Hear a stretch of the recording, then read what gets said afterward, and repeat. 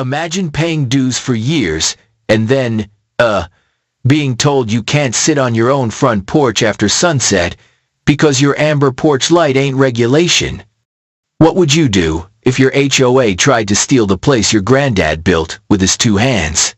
My name's Rex Holloway. After a rough divorce and some years of drifting, I moved back to Michigan and into my late grandfather's old cedar cabin tucked along the edge of Lakeshore Pines. Folks around here call it Holloway's Bend. A bit of shoreline where the water leans in close and the pines lean back like they're listening. Granddad built this cabin after Korea with salvaged timbers. A stone hearth he mortared himself, and a dock that creaks like a violin string when the wind picks up. You rub your palm along the hand-hewn banister, and you still catch a whisper of sawdust and Old Spice. The deed is older than half the folks on our street. The cabin came before the HOA, before the glossy brochures and the lifestyle brand nonsense. Enter Karen, mid-50s, crisp khakis, sharp enough to peel an apple, a clipboard welded to her palm, and a white SUV with magnetic HOA emblems she slaps on the doors like she's deputized by the heavens. She smiles like a school picture and talks like a warning label. Karen didn't just run for the HOA board, she colonized it. In a blink and a half she was president, chair of compliance, and community relations, which is a nice way of saying she policed bird feeders and wind chimes like they were organized crime. My first week at the cabin, Karen delivered a courtesy notice. Courtesy. My foot. 40-something violations. The dock, she said, extended 3 human strides beyond an invisible line. The fire ring was an unpermitted combustion structure. My flagpole, Granddad's steel pipe set in concrete, was incompatible with neighborhood aesthetics. She tacked on administrative costs and daily fines that stacked faster than poker chips at a bad table. Pay now, or the board would pursue a lien. I told her the cabin predated the HOA and wasn't subject to their covenants. She blinked, smiled, and said, "Previous ownership is irrelevant, Mr. Holloway. All properties within our boundaries must comply, regardless of construction date." 30 days, I laughed. Which, yeah, was maybe not smart. You can't rewrite history with a stapler. Karen. She didn't flinch. Rules are rules. Then she measured my mailbox with a tape like a cop with a radar gun. That night, I drove to the county building with a thermos of diner, coffee, and a stack of sticky notes. I combed deeds, plats, formation papers, anything with a stamp. By sunrise, I had a folder thick enough to stop a bullet and a knot in my gut. The HOA's formation papers, filed months after my grandfather passed, with his name, his actual name, scribbled like a child, forged it. The developer's son, now treasurer on Karen's board, witnessed the signature. Convenient. Too convenient. I wasn't gonna roll the dice on a hunch. I needed to be patient, collect proof, and out-organize a woman who weaponized a measuring tape. The next week, Karen arrived at dawn with a contract surveyor and Dale from the tire shop, a board buddy who looked like he'd rather crawl under the dock and live with the minnows. They strutted the property lines while Karen narrated infractions into her phone, snapping photos, including through my windows. "Karen," I said, "that's called trespass." She snorted. Community oversight. What she didn't know was I'd installed cameras the night before front, back, dock, and driveway. Legal. Posted. Time stamped. I waved to the lens and poured myself another coffee. Later I learned the surveyor Jimmy had been promised a bonus if he found anything actionable. He cornered me behind my shed and muttered that Karen paid him half up front and wanted him to be creative. I said I wasn't paying him a dime. But if he got stiffed and wanted to talk to an attorney, I knew one who liked messy cases. He sighed. Said he just wanted his money and to keep his license. You could see the decent guy under the mud. That afternoon, a fresh notice arrived, escalating fines, administrative hearings, mandatory remediation. Also, a threat to contact my mortgage lender, which is a neat trick. Considering the place was paid off before I was born, I called a property attorney in Grand Rapids named Stella Crawford. Steel in her eyes. Humor that shows up like a left hook. Over coffee, she said. Michigan has private attorney general statutes. If you uncover a pattern of fraud that harms the public, you can sue on behalf of everyone harmed. Also, pre-existing properties like yours, built outside the original covenants, are often exempt. We'll need to prove it tight. We filed a response. Then a counterclaim. Fraudulent formation, harassment, abuse of process, and, quietly, we started pulling bank statements and meeting minutes. That quietly part was harder than it sounds, because Karen doesn't just knock, she arrives like a parade. Neighbors started telling me stories that all sounded the same. Martha, a widow with a garden older than some marriages, forced to rip up her heirloom roses and replace them with approved drought-tolerant varietals.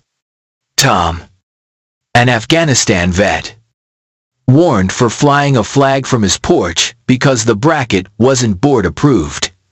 A young couple fined for their twins' chalk drawings on their own driveway. Nothing catastrophic alone. But together, it felt like a slow, mean squeeze.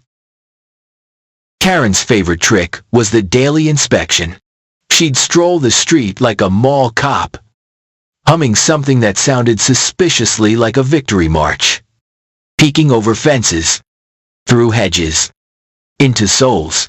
Once, just before midnight, my motion light caught her, crouched behind my blueberry bushes, like she was on safari. I stepped outside. See something you like? She stood up, brushed off the dew, and said, proactive compliance, prevent disputes. I said a few words you don't print on greeting cards. Then, the smear campaign started. At Murphy's Diner, Karen spun a tale about me being a volatile veteran with a history of instability. Folks who knew me rolled their eyes. Others, well, rumors travel faster than truth on a tailwind. I documented everything: dates, times, witnesses. I wasn't out to win the gossip war. I was building a record. The money trail broke open, almost by accident. Stella and I subpoenaed HOA records. And buried in the spreadsheets was a drip of payments to a company with a patriotic name that managed exactly nothing. Guess who owned it, Karen? Funds marked for landscaping upgrades and community outreach, $60-something thousand, funneled into a shell that smelled like stale cologne and lost casino chips. I said, allegedly, 'cause, sorry, I'm not trying to get sued by a woman who sues over birdseed, but the ledgers sang. Meanwhile, my cameras caught something wild. Around midnight, Karen toted a garbage bag to my septic field and dumped what looked like fish guts. Next morning, an anonymous complaint landed at the county malodorous discharge. The inspector arrived, took 3 steps, and said, smells like Friday fish fry. He poked the bag and found breading. Murphy's Diner's exact recipe, bless their hearts, has parsley you can spot at 10 paces. Karen stood there in pink gardening gloves, looking like she'd swallowed a hornet. The surveyor, Jimmy, circled back. He had a voicemail from Karen telling him to make the numbers work, and promising a tip if he found something sticky. He wanted his money. Maybe his conscience back. Stella's eyes lit like dashboard warning lights. "Keep that," she said. Karen escalated. She called my ex-wife to warn her I was spiraling. She tried to bribe a county inspector, who laughed. Then filed a note. She paid a teenager to dump motor oil near my dock. I saw the kid on camera. Sat him down on my porch with a glass of lemonade and asked why. She said it was for a science project. He mumbled. "We called his mom." She cried. Karen, when confronted, said it was misunderstood volunteerism. There's a phrase for you. A local news van rolled up one afternoon. Channel 7. Camera humming. Karen had pitched them a community at risk story. I invited the reporter inside, poured coffee, and laid out boxes, deeds. 2 minutes. Emails. Photos. I queued up footage of Karen staging violations and Jimmy's voicemail. The piece aired that night. Not dangerous veteran menaces neighborhood, but HOA complaints spark fraud probe. My phone lit like a Christmas tree. Neighbors from across the county called with their own Karen stories. The Attorney General's office reached out. They wanted a meeting evidence, timelines, victims. I set a pot of chili on the stove and invited my neighbors over to plan. We weren't a loose pile of angry stories anymore. We were a ledger. And beneath Granddad's medals, in a dented trunk at the back of the loft, I found the thing that turned the key. The original deed from the 1960s with hand-drawn boundaries. Turns out our property extended a good stretch farther than the current plat showed, right under Karen's prized rose garden and gazebo. The HOA's jurisdiction map surprise leaned in Karen's favor. My deed said otherwise. The next HOA meeting was packed. Folding chairs, stale cookies, lukewarm lemonade. Karen called the meeting to order with a click of her pen, like a judge tapping a gavel. Stella sat beside me, cool as ice water. We waited. During new business, I stood and asked about the formation documents. The room got quiet, the way rooms do when truth starts clearing its throat. Dale from the tire shop fidgeted and muttered something about, "We just followed the developer's template." Someone asked why Granddad's signature was on a form dated months after his funeral. Karen said it was a clerical carryover. Stella raised an eyebrow, high enough to tickle the ceiling. I played Jimmy's voicemail. I handed out copies of the ledger that showed Karen's payments to her own shell company. Karen tightened her lips and said the board would consult outside counsel. Then, because she can't help herself, she added 3 new temporary rules: no porch lights after 10. No flags, except board-sanctioned designs. And no unsupervised gatherings larger than 4 adults. Someone snorted. Martha stood up. Small but mighty. I've had tea with more than 4 adults in my living room for 40 years, and I'll be darned if I ask your permission now. The room broke into applause. Karen's smile cracked. The following week, Karen filed a civil complaint against me for defamation and harassment, seeking damages that would buy a very nice pontoon boat. Stella filed a countersuit and attached the kitchen sink fraud, conversion, abuse of process, and a petition asking the court to declare the covenants inapplicable to my property and void the doctored boundary map. Word flew. More neighbors stepped forward. A retired teacher with a letter showing she'd been fined for a bird feeder visible from the roadway. A widower charged for a bench that encouraged loitering. Which is, what benches are for. A single mom who got a conditional variance only after buying mulch from Karen's cousin's company at double price. Patterns. Always the vulnerable. Karen didn't back off. She doubled down. Daily inspection logs thickened.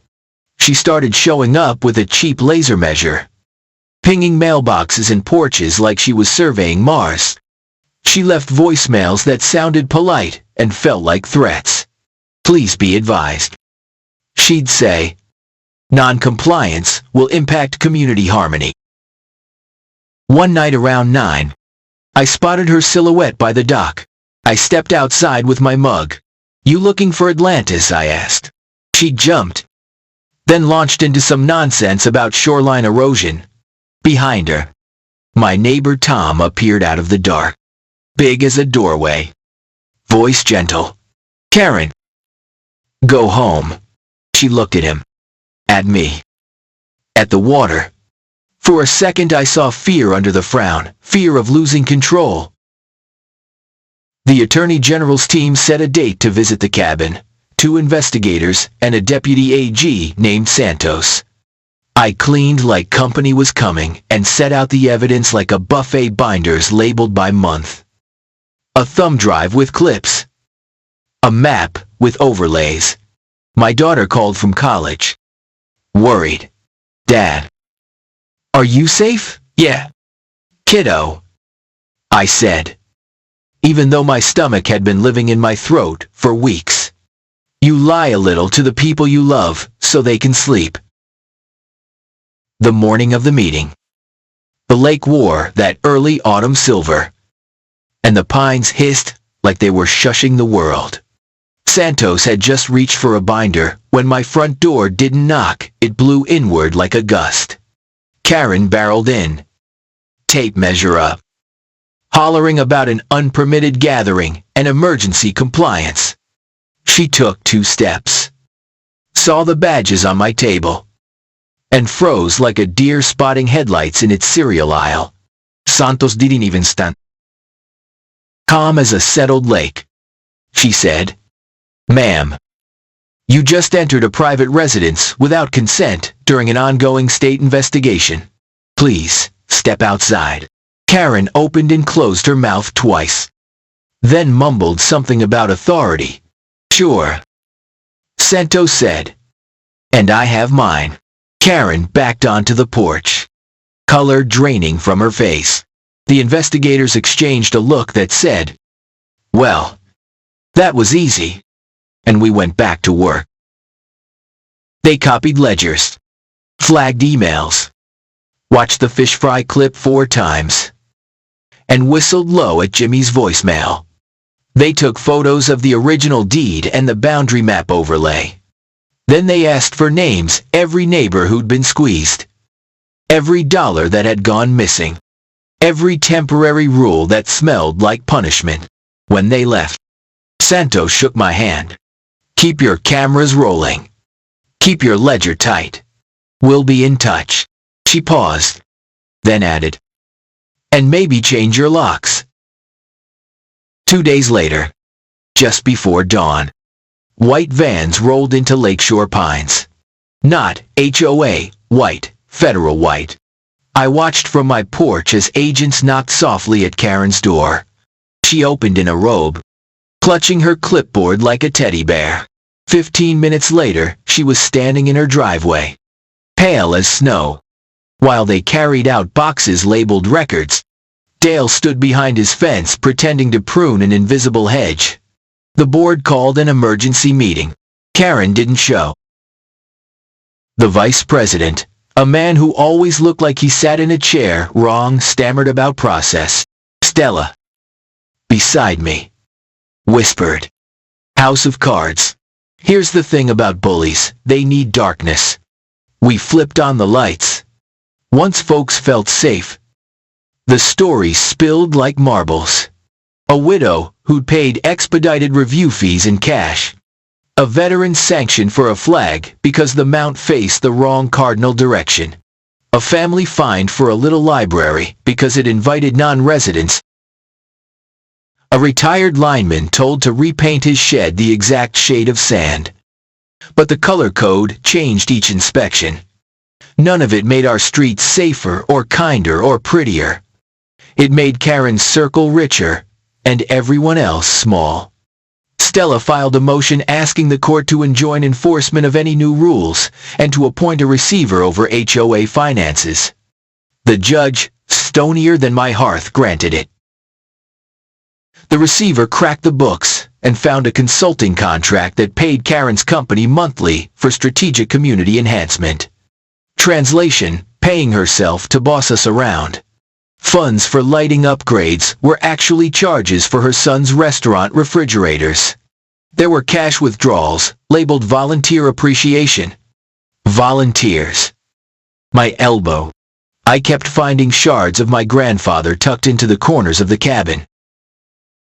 A note in his toolbox. Measure twice. Cut once. And if they bully, get loader. A weathered map with pencil smudges at the shoreline. A letter he'd written to my grandmother, telling her he built the dock extra strong so the kids could jump without fear. I sat on the end of that dock at dusk, coffee in hand. And I swear the boards hummed like memory. Karen tried one last gambit, a police report claiming I'd threatened her using military skills. The officer who once fished beside my granddad knocked on my door, looked around at the cameras, and sighed. Rex, keep your head and your footage. He left with a copy of Karen's midnight dock visits and a printout of the fish fry incident. Somebody's gonna owe you an apology, he said. Channel 7 came back for a follow-up. This time, neighbors lined my yard with lawn chairs like it was a summer concert. Martha brought cookies. Tom set up a small grill and flipped burgers for the camera crew. The reporter asked what we wanted.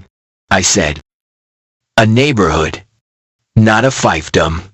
Martha said, to plant what we love.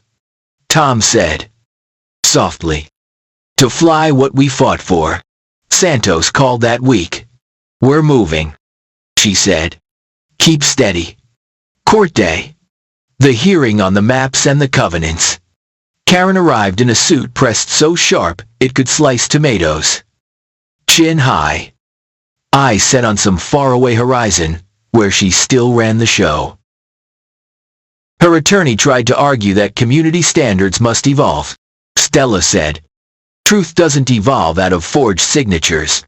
She dropped the original deed on the evidence table like a hammer. We layered the old boundaries over the HOA map. Even the judge leaned forward. Counsel, he said to Karen's side. Explain how the association claimed jurisdiction over land it does not own and never did. Their answer took a long, squirmy time to arrive. It sounded like administrative oversight and legacy mapping error and a dozen other phrases that mean we got caught. The judge granted our petition. My property was exempt from the covenants. He also referred the formation documents to the county prosecutor for review. Stella squeezed my arm hard enough to leave a bruise. I didn't mind. By then, the receiver's report had bloomed into a full-on indictment of Karen's little empire, alleged self-dealing, kickbacks, staged violations, and fines levied without due process. Santos's office filed charges. Early one morning quiet. Respectful.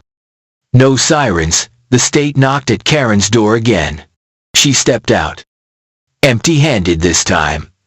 The clipboard lay on the kitchen island. A fallen crown. I wish I could say I felt joy.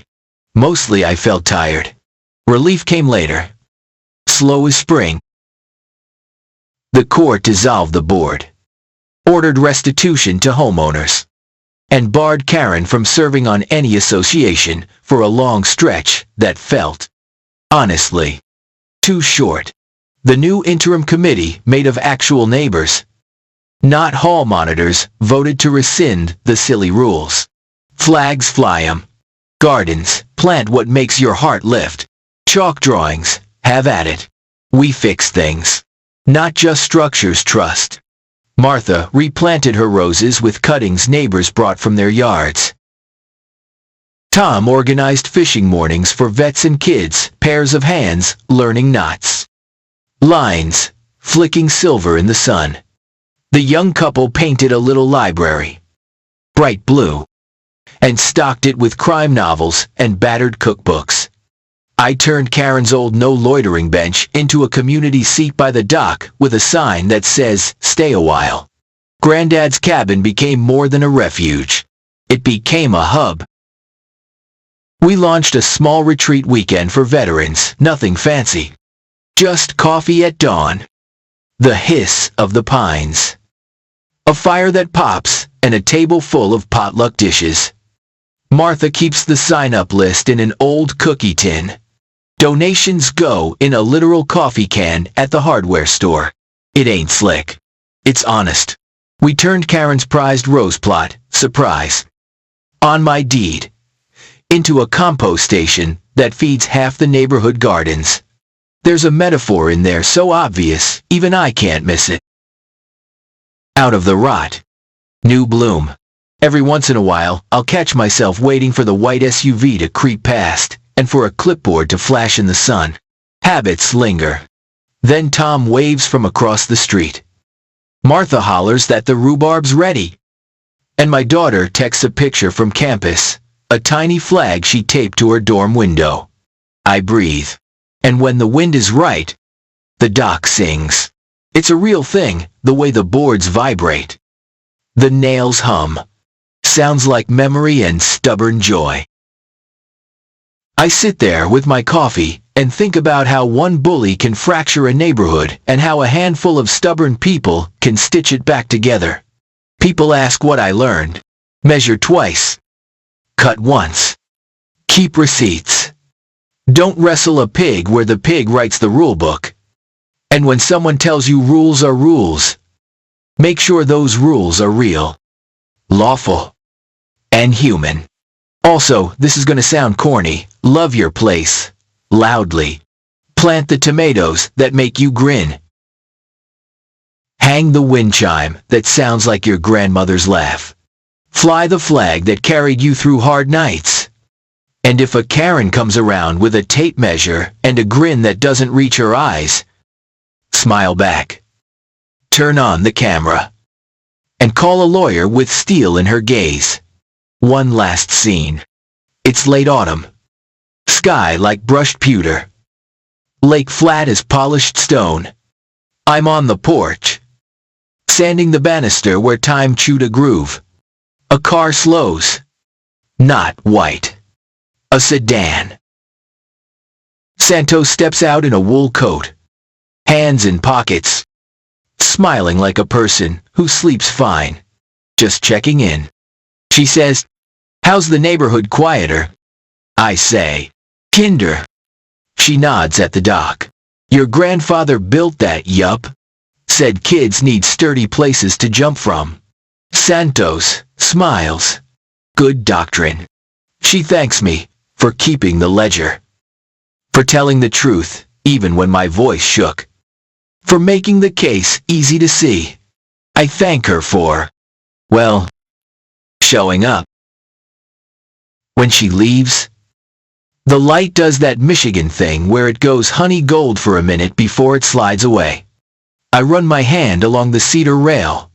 The grain looks like topography, ridges and valleys, and old storms weathered down to smooth. I think about Karen's clipboard lying on her kitchen island, and how small it looked without the theater of it. Powers like that. It shrinks outside its costume. So here's my ask, yeah. A little YouTube I know. If you've got a story like this, tell it. Down in the comments. To your neighbor. To your city council. To whatever authority thinks a measuring tape is a scepter. Somebody's gonna hear it and feel a little braver. Somebody's gonna measure twice before they try to cut you down. And,